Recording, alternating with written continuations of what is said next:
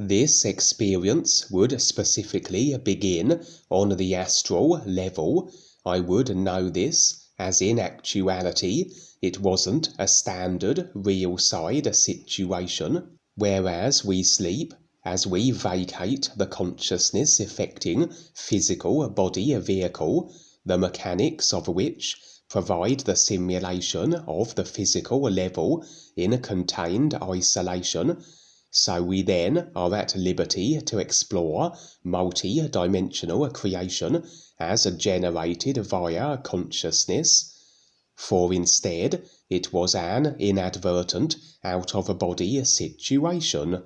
For this was once my indulgence, prior to finding the new presentation, and as the practice of which is somewhat ingrained, as anything we formulate as routine over a period of time may become, so on occasion it's as though I project a body without the conscious intent to do so, as though an automatic procedure when the conditions are just right.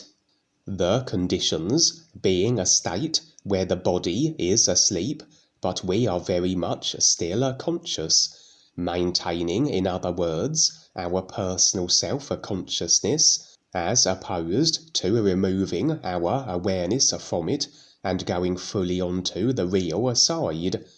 For back then I would have had no recognition of my real awareness, and with all individuals that don't, so I would have been personal self-immersed only.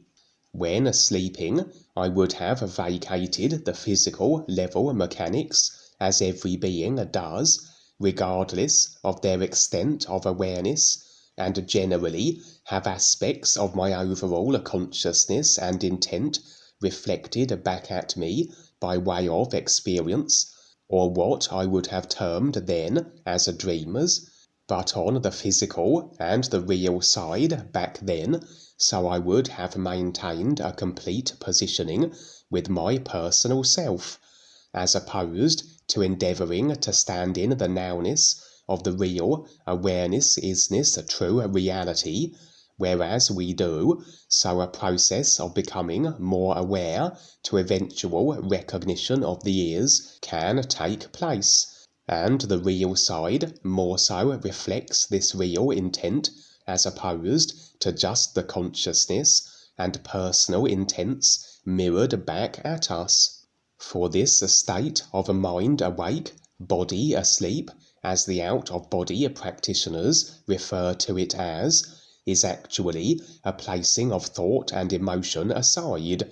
but resisting the next step that generally follows, that of vacating the physical level body and proceeding onto the real side. They would refer to mind awake as a reference for being in a state of personal self-awareness, but not creating thought or emotion, being as the consciousness mechanics, but not utilizing them. There were many techniques, but for me the process was always automatic, as I assume this state of placing the mind and emotions aside, a state we naturally are in just prior to sleep and on waking. This actually is what I now term the in-between state, and as I have shared, so can valuable experiences be gleaned as a consequence. Certain real side features isolated and made apparent on the physical level. So in actuality it is this same state of bridging the physical and the real side. Out-of-body practitioners have referred to it as the hypnagogic highway, that of being aside from the consciousness of mind, thought, and emotion, but in a perceptual state of receiving imagery without fully going onto the real side, the bleed-overs, as I often refer to such as. But there is a markable difference between this in-between state assumed when we are personal self-immersed only, to when we recognize and are standing as the real awareness. for both are an aside from a consciousness position, but standing as the real awareness, so we assume the nowness of our true being states. We stand as this isness, everything, reality, as we have decided to be so. Absent of this decision, this real intent, so the nowness we assume as the personal self, unaware of our real awareness being, can only be a creational, aside from consciousness position, the now that Eckhart Tolle refers to, or that may be termed the nirvana state, where during such moments, either automatically just prior to sleep, or moments after waking, or induced, we are aside from the consciousness, but not then assuming our actual true being positions as the real awareness aside from creation. And so, until we do establish our real intent and are able to operate as the real awareness when assuming this nowness aside from thought and emotion, all our objectives and endeavours will be personal self-serving, generally as a means to satisfy its want for sensation and thrills. Out of a body exploration would fit this thrill-seeking category, and although we can simply assume any creational effected position as we vacate the physical vehicle, as our awareness is through 5 body vehicles as they effect and operate within their respective 5 creational life levels, the physical to the etheric, and we have but to move our view. Projecting bodies is somewhat a different mechanism, for we are maintaining the in-between state. We are then still physical level operating awareness view-wise, but rather than shifting our view through another life level body form we operate. From the physical, it is as though we are creating another temporary body vehicle that we launch onto another life level, generally the astral, as most personal self-immersed individuals will be physical, astral-focused overwhelmingly, and this then limits the extent of real side exploration in regards to body projection. We could just as readily have created our temporary vehicle and launched it onto any life level, but most will have no references for the levels other than the physical and the circulated ideas of the spirit realms, which would generally be the astral, and if we are unaware as to the existence of a place, we invariably will not be visiting it, for experience follows intent, and intent in regards to free will personal self-decided exploration requires then the references of what we have available to explore. And so it seems to be that we create this temporary vehicle, and with whatever practice works, so we then can launch it. It smashes through the physical level aura and onto the astral level, tethered to the physical body by a kind of a cord,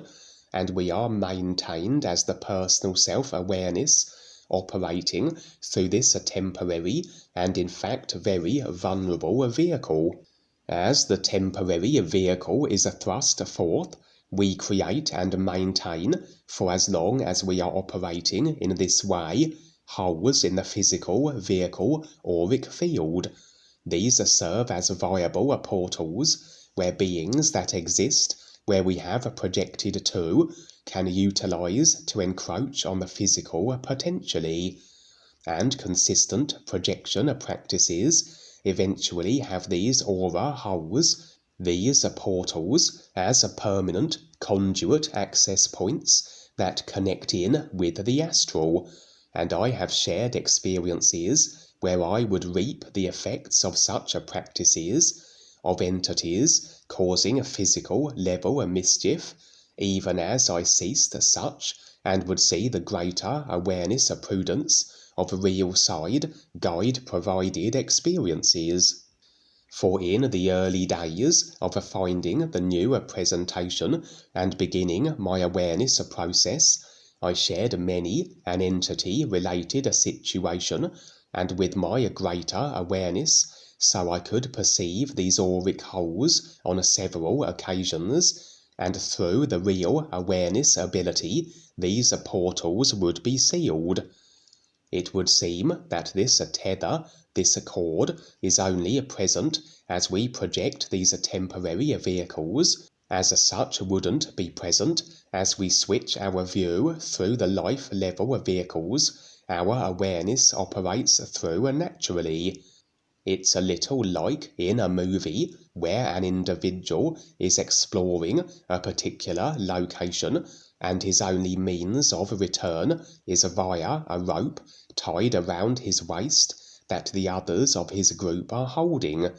and therein lies the risk of the rope being severed and the individual lost, just as it is with the cord as we operate through our temporary created and projected vehicle, that other beings can in fact sever it, and we are then unable to return to the physical body we are projecting from. Perhaps we could return, absent of the cord, through the real awareness know-how, but for those absent of the recognition of their true being states, so they are resigned to the personal self and the abilities and skills it has developed, and if these don't include the ability to return to the physical after our temporary vehicle's cord is severed, then we are rather resigned to our situation. So there are a lot of inherent risks with such a practice. These tend not to be mentioned by the out-of-body teachers, for yes, I have astral projected in the past and been captured, imprisoned for certain durations, and if my jailers had also elected to sever my cord, then I wouldn't have made it back. It's safe to assume then that this cord may not be perceivable to all, therefore. Hence why I tend not to practice such consciously, but then with the real awareness and the watching real guides, we have the best backup should I inadvertently project, and as I said, through the real awareness was I able to seal aura portals, even as I had the view of creatures making their way through them. At the beginning, I mentioned that it was the astral I found myself, as invariably, if I project, it is there I will be, the destination as automatic as the procedure, although, if I set an intent for a projection to a different life level, it's likely I could find myself on the mental planes as an alternative, etc. In this astral projection experience, I would find myself in a kind of metallic structure. It was very extensive, and would be then a structure positioned on the astral level. As I explored, so it seemed it was absent of any other beings or body types. I would cup my hands to my mouth and call out, that if any beings were present, perchance they would hear and be drawn to my echoing sounds. I didn't receive any impressions as to the nature of my metallic surroundings. Again, this can be a limitation of projecting the bodies, that instead, were we to operate as the real awareness on the real side, so we tend engage, interact, and effect beneficial impact far more extensively and with greater result. Suddenly, 2 women would materialize before me, though what they didn't recognize was that they were the same being in fact. Although we might say all body forms are animated by the same isness everything reality ultimately, and only from the personal creational perspective does there seem differentiation of a body type and created consciousness, But as we refer to each real awareness in individual real light being terms, then each real awareness will have a series of lifetimes and body types specific to it. This was in fact the case here, that these two women were different body forms featuring in different lifetimes, but both the creations of the same real awareness being. A real awareness that was choosing to not recognize the ears at that moment.